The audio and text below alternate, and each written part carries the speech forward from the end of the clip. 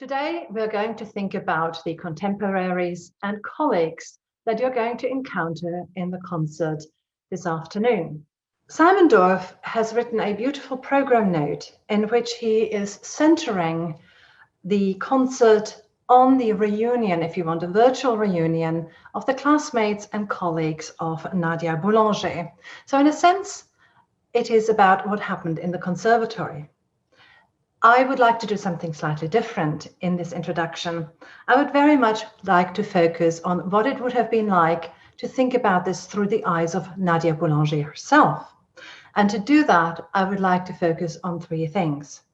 First, I would really like to talk about what this kind of situation would have been like for this highly gifted, quite ambitious, and really wonderful composer and aspiring professional musician, Nadia Boulanger, before everything went, let's call it pear-shaped, before she encountered the glass ceilings and the stop that was put to her ambitions through the establishment. One of the things that I'd like to say right up front is that Nadia Boulanger was musical royalty, and that has a bearing on what I'm going to share with you today. I would also like to think about how connections are established in such a context. What happens when a student enters the profession, and how was Nadia Boulanger's world similar and different from other composers of her cohort? And finally, I want to focus on defining moments in a career and how they might connect to the conservatoire that is at the center of today's concert. So let me start by centering really on the composer herself. I have prepared two slides for this. The first is actually looking at the generations and the age profile, if you want, of the people involved in this concert. And if you look at this, you will see that Nadia Boulanger is all the way to the edge. Only her sister Lily is younger. Everyone else is older, and even the first age gap to Marion Bauer is already 5 years. The longest age gap is about, oh dear, math, well over 40 years to Gabrielle Fauré. So what does it mean to be a contemporary? Does it mean to be of the same generation, or does it mean living at the same time? And this concept lets us really think about this question. If I were just focusing on her generation, I would show you the second slide that you see there. All of the people on that slide are much closer in age to Nadia Boulanger than anyone else in the concert. You have Alban Berg, who is 2 years younger. You have Florence Price, who is just a year old. No, Alban Berg's 2 years older and Florence Price is a year younger. I'm really bad with math. Villa Lobos would be someone who is exactly the same age as Nadia Boulanger. And again, I'd like just to highlight Irving Berlin, a year younger than Nadia. That's her exact cohort, whereas the contemporaries come from very different fields. So let me first explore the connections of the people in the concert, represented in the concert, to Nadia Boulanger. We have, obviously, her teacher, Gabrielle Fauré. He is a friend of the family, someone whom Nadia Boulanger knew pretty much since she was a baby. And he remained a humongously influential figure, both during her career. When he was alive, he was supporting her, sponsoring her, really sort of opening the doors for her. He was a very, very important figure. But then also, in a sense, she returned the favor later in her career when she performed and promoted his music, not just in France, but most importantly, in the United States. The second oldest figure in this lineup is Raoul Puigno, and you will hear a piece that he co-composed with Nadia Boulanger in the concert. He's a complex figure, and I would really recommend, if you haven't bought the book Nadia Boulanger and Her World, to look at it and buy it and read the article by Janice Brooks and Kimberly Francis about the collaborations between Raoul Puigno and Nadia Boulanger. If I say it's a problematic relationship, I think we have to think about, in the time of Me Too, what it could mean to the future career of that very ambitious woman that her first major foray into the world of music is tied and tethered to this older man. The next group in the concert are professional musicians who were active in a very cosmopolitan Paris that includes not only Claude Debussy, but also Charles Coquelin, Florent Schmitt, and Enescu. Coquelin, Schmitt, and Enescu also studied with Fauré, but they were not her classmates. They studied much earlier. But as is often the case with these groups who study with one person and a very influential person, they know each other. They become a kind of village supporting the younger ones, and the younger ones, of course, also supporting the older students through performance and other such shared things. There is one classmate in the lineup who was a direct contemporary of Nadia Boulanger, even though he was older, and that is, of course, Maurice Ravel. When Nadia Boulanger studied with Fauré, he was no longer an actual student because he was pretty much flunked out of the class at that point, but he attended as an auditor, so they were literally in class together in 1903. The remaining two are the two women. The first one is her sister Lily Boulanger, and you will find a lot more out about Lily Boulanger and her relationship to Nadia as the concerts are going on. And finally, there is the student, and that's a really interesting story, the student Marianne Bauer, whom Nadia Boulanger taught in 1906, when she herself was just 19 years old. So the student Marianne Bauer is getting me to the second part of what I want to talk about, which are the connections within the musical world of Nadia Boulanger, the way in which she is anchoring that group rather than thinking about Fauré anchoring the group. Let's think about how these relationships developed through the vantage point of thinking about Nadia Boulanger. So the first is, how does she connect? Well, obviously, she is a student when she is in relationship with Fauré. But Marianne Bauer is really interesting because she's this American whom Nadia Boulanger has met through Raoul Pogno. And as you have read in the program notes, instead of being paid in cash for her composition lessons, Nadia Boulanger actually receives English language lessons. And that is important. Nadia Boulanger, as you will again figure out through this weekend, was an astoundingly thoughtful and reflected and brilliant person. And she knew what she needed to know to have an international career. And one of that is knowing languages. So she learned numerous languages. She was fluent in a number of them, but she was most certainly trying to learn English because she could kind of understand that that is one of the ways in which to have a future. And so she bartered the composition lessons for English lessons. And her career really is shaped by that. During World War I, she's active in the Franco-American Union. After the war ended, she is able to be the contact person for Walter Damrosch when he is coming to Paris to see what's going on in Europe. She chauffeurs him around. There's a wonderful picture of the two of them in Nadia Boulanger's car. And Nadia Boulanger was known to be a devil behind the wheel. She always drove very, very fast. So she parlayed that knowledge that she acquired through that bartering into something that becomes really important in her life and career. Bartering composition lessons for other services is something she does more than once. In World War I, for example, when she was working in the Comité Franco-Américain du Conservatoire National, she bartered composition lessons with René de Marquin in exchange for secretarial work for that committee. So Boulanger teaches René de Marquin. René de Marquin does the secretarial work that's necessary for the committee. That is something that is not unusual in Paris, but I'm wondering if it enables Nadia Boulanger to do things and acquire knowledge that maybe otherwise she could not have done.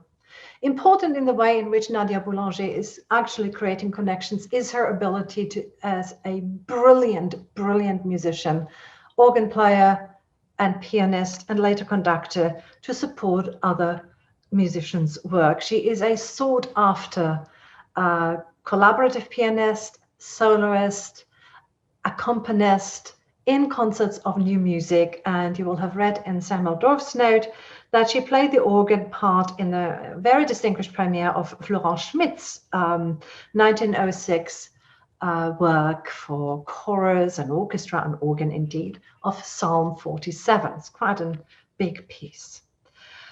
We have mentioned the compositional collaborations, which, while not entirely unusual, was quite unique in the way it worked in the life of Nadia Boulanger with Raoul Pugno, because Pugno was both her life partner for a while, or lover, and her collaborator. And that is a very unique and, as I already said, quite asymmetrical and problematic relationship. But thinking in terms of compositional collaborations, the work really leaves it open who composed what does a collaboration mean, who is the author. The group also addresses internationalism in a really interesting way. Paris was a very, very cosmopolitan environment. So Nadia Boulanger herself comes out of a cosmopolitan household. Her mother was Russian, and whether or not she was a princess is immaterial. Nadia Boulanger believed her mother was a princess from Russia through her entire life. So there's this aristocratic world of Russia that she always connected to, even though she's strongly identified as also being part of that long lineage of French musicians. Her grandmother was a very famous singer. Her father, a very distinguished composer himself. So coming out of an international household, it is quite understandable that from the get-go, Nadia Boulanger was connecting to international musicians, whether it was George Enescu, with whom she shared a very long, over 60-year-long friendship, or Marion Bauer, who was indeed her very first American student. I also just want to finish that little section by thinking about her classmate, Maurice Ravel, who of course is a name most of you will be familiar with, a really wonderful, important figure. And they shared a number of things. The first, of course, was their composition teacher, but also they shared the fate of not getting the prederam. In 1904, Maurice Ravel managed to get the second Rome prize. And he, like every other French composer, wanted the first prize. And he did not receive it. It was an enormous scandal. And it happened only a year before Nadia Boulanger herself tried out in 1906 for the first time. And I'll get to that in a second. She too never got beyond the second Rome prize. So there were these two gifted, brilliant composers who were kept back by an establishment who did not like what they were doing. Ravel was perhaps too adventurous, and Nadia Boulanger, her gender really didn't support that pathway. But they had more in common. They had an aesthetic in common, a kind of connection to what we call neoclassicism. That does not mean that they were not both highly committed modernists, but both of them had an aesthetic that was fairly closely aligned. Both of them were also very supportive of fellow musicians. So Ravel and Nadia Boulanger were both working in committees that enabled concerts of modern music. They played in concert, they supported fellow musicians, whether it was SCM, the Société Internationale de Musique, or really important in the interwar years, the Society for Contemporary Music, where they both really were very, very active indeed. And I would call them allies in the world of neoclassicism. There's also a lovely letter that Ravel wrote in 1928 to Nadia Boulanger from New York, where he said, I met this really amazing young musician called George Gershwin, and he wants to learn more about composition. I think you shouldn't actually have more composition lessons, and I don't want to teach him because I don't want to spoil his talent. But if anyone could teach him, it would be you. So why don't you think about it? My third point in centering this on Nadia Boulanger is to think about the role that an institution like the conservatoire could really play in the life of a musician. What does it mean to be part of this elite institution that was founded in 1795, sort of during the height of the French Revolution, to create a national body of highly trained musicians, a way to get away from training composers either through apprenticeships or through church apprenticeships, through maîtrise, through choirs, etc. Think about it. The conservatoire from the late 18th century was trying to provide a national curriculum for great music making, whether it's singers or composers. So if you wanted to be anyone who was anyone in French music, that was where you tried to study. Over the years, there were kind of rival institutions like the École d'Ermeier or the Schola Cantorum, but really the heart, the center of musical education in France was the conservatoire that is evoked in today's concert. And for Nadia Boulanger, it really had a lot of personal connection. Her grandmother learned and taught at the conservatoire in voice. Her father was a composition student, and he, at the age of 19, won the prederam. And the prederam, the Rome Prize, was the highest accolade a young composer could get. It was a competition in 2 rounds. The first one was just about technical skill, writing a fugue, orchestration. And then the second round was about creative composition by writing a cantata. So obviously, as the daughter of a very distinguished composer who had the Prix de Rome, there was a lot of pressure on Nadia. And she tried very hard. So in 1906, she was 18 years old. She tried for the first time, but she doesn't even get past the first round. In 1907, when she's 19, she does the thing. She passes through that first technical round and starts composing the cantata, but she doesn't get anywhere. So she's 20 when in 1907 she actually does win the second prize after that big scandal that happened when she basically flaunted the rules.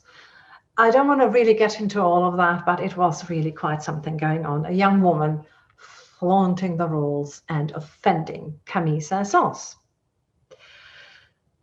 So in 1909, she tries one more time. At that point, she's 21 years old. She gets again through the first round, but she doesn't get the prize. And it was really, it was hard for her. She couldn't really achieve what her father had achieved. She read the writing on the wall. It was absolutely clear there was no way she was going to get that award. Some of it has to do with the change in the composition of the jury. It was dominated by a bitter misogynist in the name of Charles Le Neveu. So there's just no way a woman would be getting that first prize in 1909, 1908, when he was in charge. It changed in 1913. It's a completely different jury. And her sister, Lily Boulanger, then was the very first woman to win the Prix de Rome. And again, like her father, she was just 19. So I always wonder how Nadia Boulanger really felt about it. Having a highly, highly gifted sister myself, it's always hard if your younger sister does everything you want to do, only faster, better, and younger. The Conservatoire stayed a kind of point of reference for Nadia Boulanger. Not only was it the group she grew up through, not only was this her colleagues and her friends and her contemporaries whom we are encountering in the concert, but she always wanted then to be associated as a professor to that conservatoire. And people were telling her, yes, yes, of course you will get a class. Yes, of course you will get an appointment as a professor. Just wait, just put your head down, just work very hard. It'll happen. You'll get to it. And every time it was, oh no, not going to happen. We don't want you. So it becomes a really frustrating thing. Just before World War II breaks out, she again gets this kind of dangling the class in front of her, saying, when X retires, you will get the class. Nadia Boulanger spends World War II in exile, and when she comes back, the class that was dangled in front of her was given to Olivier Messiaen, a younger man doing very different things. So that in the end, she does get a professorship, but not in composition, not in analysis, not in the top subject she wants. It's in accompaniment, piano accompaniment, or in American terms, collaborative piano. So not quite her way of staying centered in the conservatoire. She centers the world, and you will find out so much more about that in the other concerts, through her own agency, and it is a spectacular agency. So when we're thinking about all of this and you're listening to the concerts, this is a world of colleagues and contemporaries who were closely connected to Boulanger, who shared so much with her, but who also bounded her abilities, and an institution that in the end, I would say, had let her down. Nonetheless, enjoy the wonderful music. Thank you for your time. Bye.